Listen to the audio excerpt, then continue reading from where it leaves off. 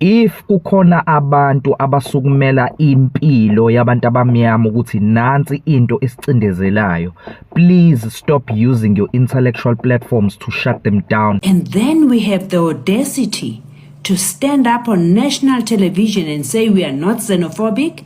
We need to understand people who are sent by white supremacy, who are paid.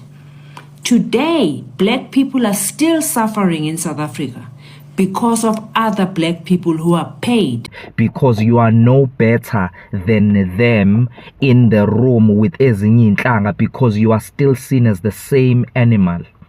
Musani ukuviwa ama-protest ahlangene nekhalo zabantu abamnyama as ukuthi because umuntu akana degree noma akafundanga nabelungu noma ngasikhuluma isingisi ukuthi leyo nto ayiphusile. Sebenzisa umqondo wakho, your higher thinking, to analyze ukuthi lezi ikhalo zisuka kuphi.